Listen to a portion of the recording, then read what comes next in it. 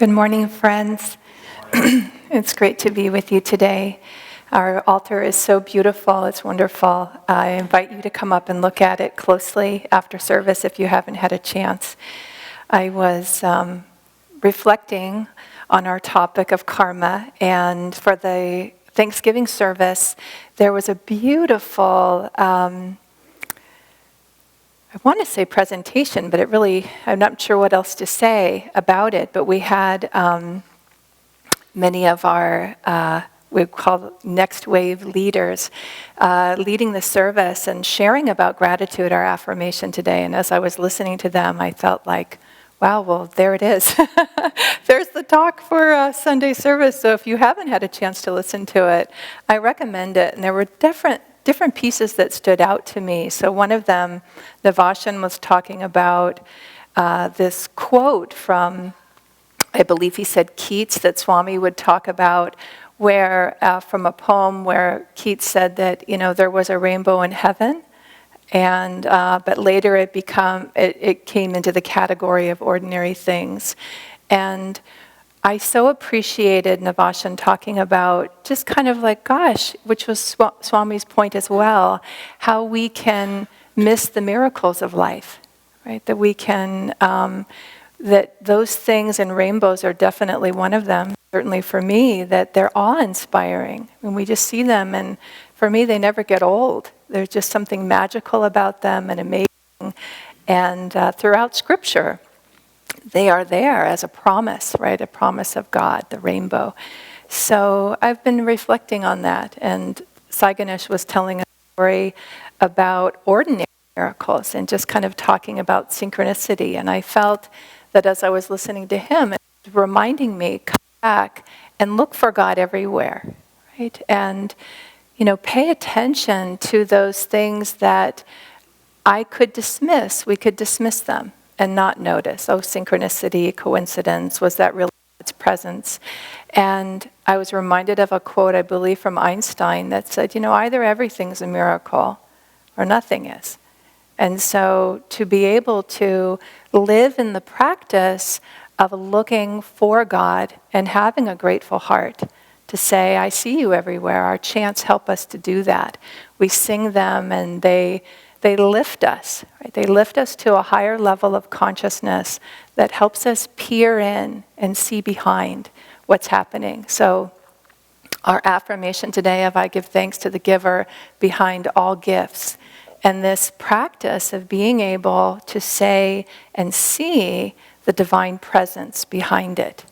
And I know for myself, it is a practice, right? It is a practice. It's first living in that affirmation. All comes from God, all comes to my life as a blessing.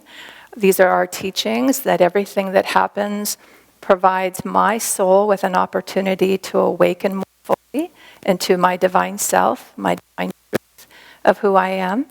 And that affirmation, so now I'm thinking of Tandava, he talked about context, right? And for me, that the teaching of karma provided a context for my life that was really missing in my spiritual life. And I needed it, and I still need it, right? And so part of what it provided for me is this, and as often has been said, karma and reincarnation go together, right? So this idea with karma that it's here to, as a blessing, as an opportunity, as a gift. My own soul has called this in, right? Like it has known ahead of time, well, this is the body I need to incarnate into. Karma creates the body, right? So this is the life, this is the family, this is the situation that is where I have come to. And so it's perfectly designed to help me. And then the soul calling in circumstances that the conscious mind cannot make sense of. So I know from my own life that there were absolutely circumstances that were baffling, bewildering, overwhelming. And without the context of karma and reincarnation, I would have lost all sense of meaning in life. And I remember one really, kind of the biggest one for me that rocked my spiritual life was my father's death. So he died 2 days after my 28th birthday. And he had really significantly come into my life when I was 16. So prior to that, my parents separated when I was very young, and I was raised in a household of profound unhappiness, right? Just like a lot of people, my mom, my older siblings, really struggling. And so it was hard. It was definitely hard. And my dad came in to my life, like I saw him, I always liked him, and I'd see him on the weekends, and I always appreciated, right? But we weren't close. We really didn't have much of a relationship, and I'm the youngest of 6, and there was always plenty going on, so it was easy to kind of have a distant relationship, right? I had my closest older sibling, my sister. Somehow it's just easy to be in the background with all of that. But he came into my life when I was really struggling and in trouble. And I'm so very grateful that he got the awareness of, I need to step in. And he did. He stepped in and ended up, he took custody and I moved in with him. And so from 16 to 28, we had a beautiful, deep friendship. And we kind of moved from what can happen as a child, as a teenager, into my 20s as an adult relationship, right? So my dad was diagnosed with cancer very suddenly and unexpectedly about a year into my stepmom's bout with a return of cancer. So she had her own household, but had been living with my dad, and I was living with him at that point. Kind of had been there, left, come back, going back to school. And so he was her primary caregiver, I was the assistant, and then he started showing symptoms and became, they diagnosed him with a brain tumor. And from diagnosis to passing, leaving his body was 2 months. Very, very, very fast. And so suddenly, I was the primary caregiver of both of them, and I was managing a lot, as you might imagine, right? I reached out to a woman who had been a therapist for me as a teenager and early in my teens. She was a mentor in my life, and I called her. I recognized, okay, now I'm over my head. Like, it was okay. I was managing okay, and so that event and that experience was so upside down and my dad left, it seemed like, well, he wasn't done with his life. It didn't seem like he was done with his life. How could this be happening? And I wasn't done with having him. I felt that. That being said, my dad said there was like these incredible moments of grace throughout that. And one of them was a beautiful conversation with my dad where he said to me, I know you don't feel ready for me to go. Right? And he was right, I didn't. He said, but you're going to be okay. You have everything you need. And that was so profound for me. And he said it with such confidence, which was one of the gifts he gave me in my life, was this feeling of, I'm not worried about you. And I've learned that as a teacher, and when I'm working with students and helping them, and I have private students, and sometimes moms will come and work with me, and I'll share with them what my dad taught me. He said, it's an amazing thing to give your children and your students a vote of confidence. It's not that you don't see their struggles, he saw mine, it's no small thing for him not to be worried about me. And to feel like, well, at 27, you'll be fine. You'll be fine, you'll figure it out. And it's been true, right? It's been true. That being said, at that very moment, I recognized I need a bigger God. I didn't think of it that way, but I need a bigger relationship with spirituality, because mine isn't big enough. Somehow in there, because I could feel it within myself, the wrongness of it just seemed wrong. It just seemed so wrong. I had a sense of, without a language of the teachings of karma and reincarnation, I had a sense of God, of things having a divine purpose, but I couldn't make sense of it. I just couldn't figure it out. And so I happened to go to a grief group, and however I heard about that and went to that, and the man who was leading it, I felt a sense that he could help me. And so I asked him, and after I was in that group, if I could work with him spiritually. And so it was a whole nother miraculous story about that, right? But he really did help me, and he helped me see the bigger way in which what was happening in my life was right, and that a soul leaves when it's ready to leave, when it's finished, when it's complete, in this incarnation, right? So it's finished now. In our teachings, it said that whatever phase we are in evolution, when we reach the point where we can't grow any further, where we've gone as far as we can go in our consciousness in this particular incarnation, in this body, in these circumstances, then we leave, right? And it's a good thing, because now we're ready to grow. We're ready to take our next step. And so we need to leave this in order for that to happen. And until the point of self-realization, where we don't need to come back, we will then incarnate our consciousness, we'll incarnate into the next body. And it's just kind of, they say, like if you're in first grade, and you either step right back in and you haven't finished first grade, right? Or you're going to go from first to second. There's not a big difference, usually, right? From one incarnation to the next. And part of the teaching of karma and reincarnation is the long story. That this life is a chapter, and it's a chapter in a bigger story. So with my dad, what seemed like his story wasn't finished is true. His story wasn't finished. But that chapter was finished. He'd gone as far as he could go, and even in our relationship had gone to as far as it could go, right?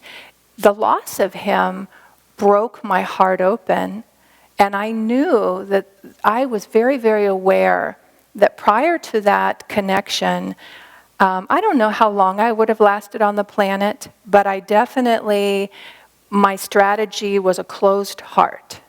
Right? It was a closed heart. So I was, I was toughing it out.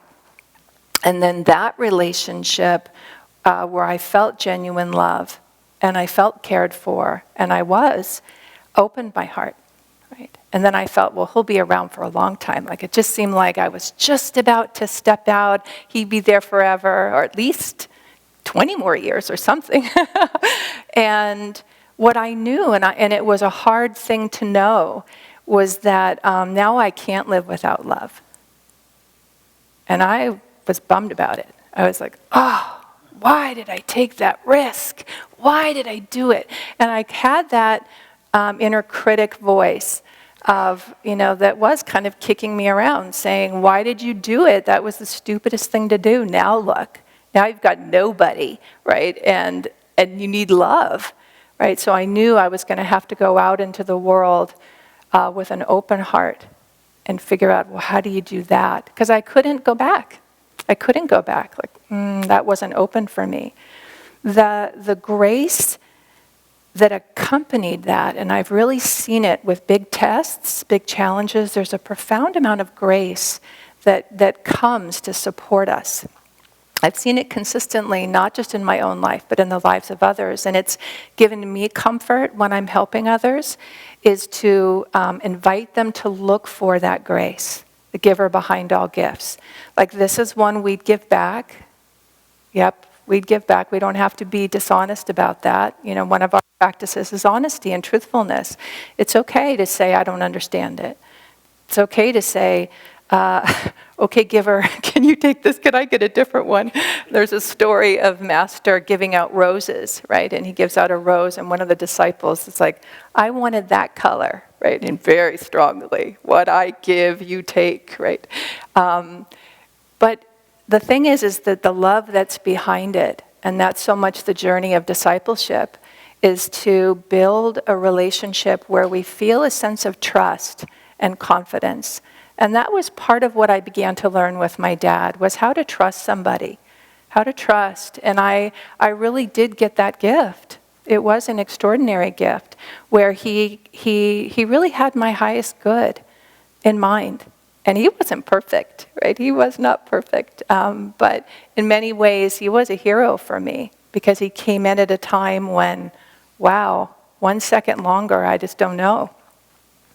So this context of our journey, we are loved, we are held, we are guided. Our own highest self does know. So this to me is the gift of meditation and all our tools of yoga, because in those practices, it's been my experience that I can touch the knowing, that some part of me feels the grace that is happening within the difficulty. Or anything. I mean, life isn't always difficult, I have to say that. My whole journey hasn't been hard. There's been lots of, it's been a mix. It's just been a mix. It's unpredictable. And that's what I've learned in my life and others. Like, okay, can't predict this one. And so how to walk with confidence in our Festival of Light, one of my favorite phrases is, peace awaits you in the unknown, right? And this beautiful journey, which we'll be sharing soon about the bird's journey, it's our soul's journey. And we do get into places and times where it's scary and I can't fly and now what do I do? And we reach out and there's a grace that meets us. So one of the graces that I experienced, I was saying, was shortly after my dad had died, and I was, trying to get through life and make sense of things. 3 different people, and there was always something to 3. I don't know if someone told me it, but it has stayed true for me that, the 3rd time I hear the exact same thing gets my attention. And I had heard about this book, The Peaceful Warrior, The Way of the Peaceful Warrior. So I was going to this computer store to get a computer. It was a gift my dad had given me. I was going to pick it up and take a class. And I walked in, and I was suddenly hit with so much grief. It completely surprised me. So the class was upstairs. I guess this was before the store was fully open or something. But anyways, no one was in the store but the 2 guys running it. And I walked in and came to a complete stop and couldn't move. And I was aware enough to say, I know this looks weird. I know the guys saw me come in and they're kind of behind the desk looking at me. And I just stood there and I just felt like, I can't do it, I can't do it, I can't do it. I guess because my dad had given me the computer or something, I don't know. And I was thinking, now what, now what, now what? And finally I just thought, I'm leaving. So I just turned around. I might have said something to them, very I don't know what I said, and I left. And one of the young guys ran out after me as I was at my car and came up and said, I wonder, I think I did tell them my dad had just died. Like I just said that, right? They're like, whoa, okay. I go, and you know what? I can't take this class today. So I go out to my car. He ran out and said, have you heard of the book, The Way of the Peaceful Warrior? I was like, what? And I said, I have recently. And he said, I think it could help you. And it's a beautiful book if you haven't read it. It's a lovely story, really about grace and about how life can be so unexpected and things can happen that, wait a minute, how did my path get completely interrupted in this way? And by accepting it and going with it, something else is awaiting. Peace awaits you. Right? Many years later, I happened to be at a writers' conference, and Dan Millman, the author of that book, was speaking. And it was a conference for writers of how to write, how to practice creativity. And when he got up to speak, he said, well, I can't really give you tools. I can't give you do this, do this, do this, do this. He said, my writing was a miracle.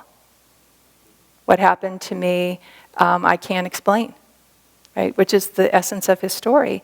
And I just remember sitting there and going, yes, right? There were others in those speakers who were basically saying, God's the doer.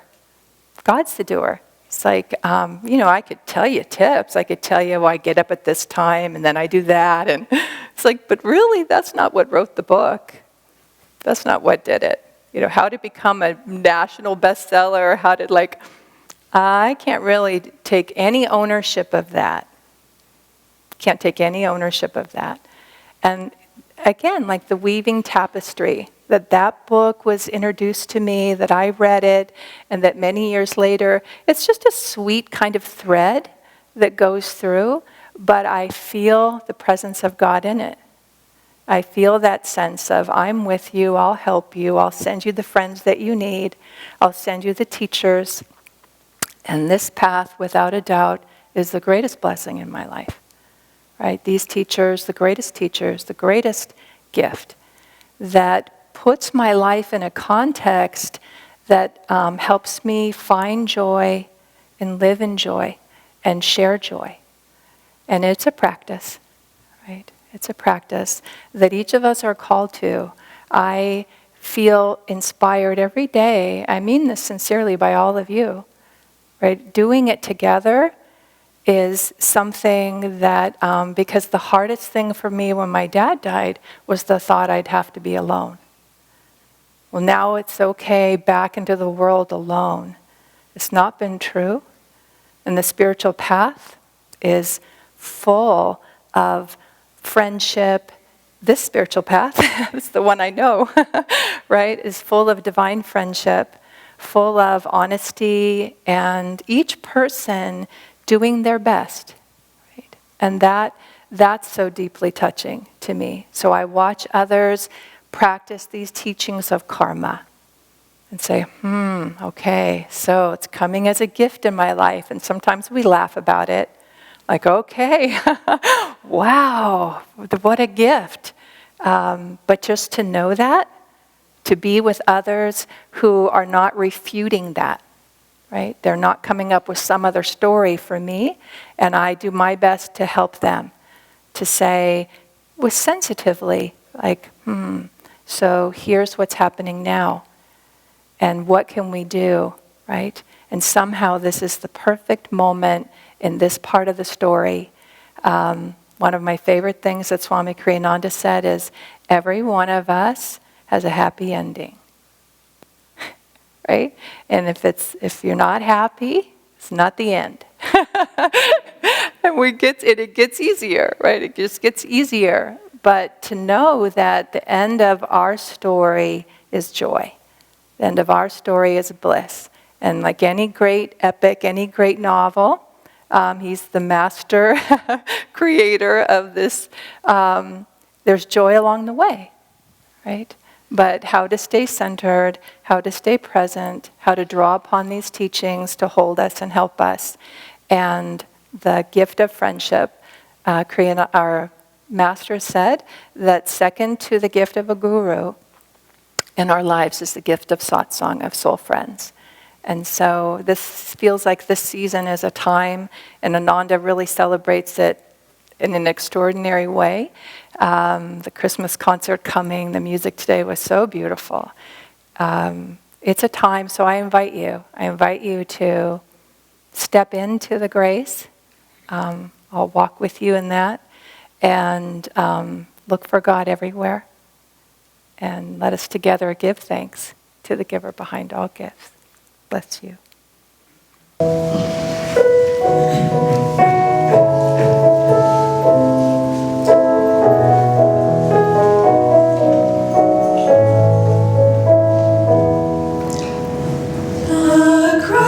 Child's asleep, the silence is so deep that round about with hope in their eyes,